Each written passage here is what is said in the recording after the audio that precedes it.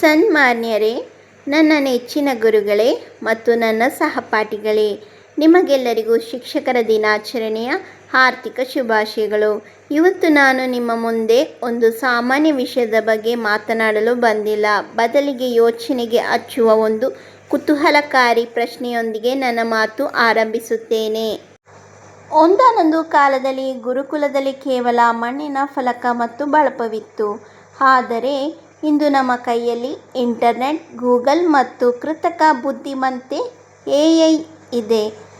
ಎಲ್ಲ ಪ್ರಶ್ನೆಗಳಿಗೂ ಸೆಕೆಂಡ್ಗಳಲ್ಲಿ ಉತ್ತರ ಸಿಗುತ್ತದೆ. ಹಾಗಾದರೆ ಇಂದಿನ ಡಿಜಿಟಲ್ ಯುಗದಲ್ಲಿ ಶಿಕ್ಷಕರು ಅಥವಾ ಗುರುಗಳು ನಿಜಕ್ಕೂ ನಮಗೆ ಬೇಕೇ? ಒಮ್ಮೆ ಯೋಚಿಸಿ. ಖಂಡಿತ ಬೇಕು. ಗೂಗಲ್ ನಮಗೆ ಮಾಹಿತಿ ಕೊಡಬಹುದು, ಆದರೆ ಆ ಮಾಹಿತಿಯನ್ನು ಜ್ಞಾನವನ್ನು ಸಂಸ್ಕಾರವನ್ನಾಗಿ ಬದಲಾಯಿಸುವ ಜಾದು ಇರುವುದು ಕೇವಲ ಒಬ್ಬ ಗುರುವಿನ ಕೈಯಲ್ಲಿ ಮಾತ್ರ. ಮಾಹಿತಿ ಬೇರೆ, ಮಾರ್ಗದರ್ಶನ ಬೇರೆ. ಇಂಟರ್ನೆಟ್ ಜಗತ್ತು ನಮಗೆ ಏನು, ವಾಟ್ ಎಂದು ಹೇಳಿಕೊಡುತ್ತದೆ. ಆದರೆ ನಮ್ಮ ಬದುಕಿನಲ್ಲಿ ಯಾವ ಹಾದಿ ಹಿಡಿಯಬೇಕು, ವಿಚ್ ವೇ ಟು ಗೋ ಎಂದು ಕೈ ಹಿಡಿದು ನಡೆಸುವುದು ನಮ್ಮ ಗುರುಗಳು. ಅಕ್ಷರದ ಅರಿವು ಮಾತ್ರವಲ್ಲ, ಅಕ್ಷರ ಕಲಿಸಿದವನು ಶಿಕ್ಷಕ, ಬದುಕು ಕಲಿಸಿದವನು ಗುರು. ನಮ್ಮ ವೈಫಲ್ಯಗಳಲ್ಲಿ ನಮ್ಮ ಬೆನ್ನು ತಟ್ಟಿ ನಿಮಗೆ ಇದು ಸಾಧ್ಯ ಎಂದು ಆತ್ಮವಿಶ್ವಾಸ ತುಂಬುವ ಶಕ್ತಿ ಇರುವುದು ಒಬ್ಬ ಗುರುವಿಗೆ ಮಾತ್ರ. ಅಪರೂಪದ ನಿಸ್ವಾರ್ಥ ಸಂಬಂಧ.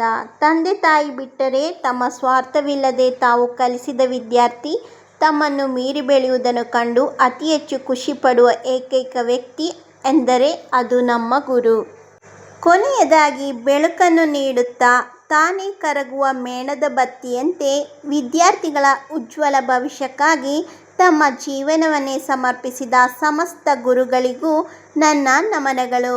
ಗುರು ಬ್ರಹ್ಮ, ಗುರು ವಿಷ್ಣು, ಗುರುದೇವೋ ಮಹೇಶ್ವರ, ಗುರು ಸಾಕ್ಷಾತ್ ಪರಬ್ರಹ್ಮ, ತಸ್ಮೈ ಶ್ರೀ ಗುರುವೇ ನಮಃ.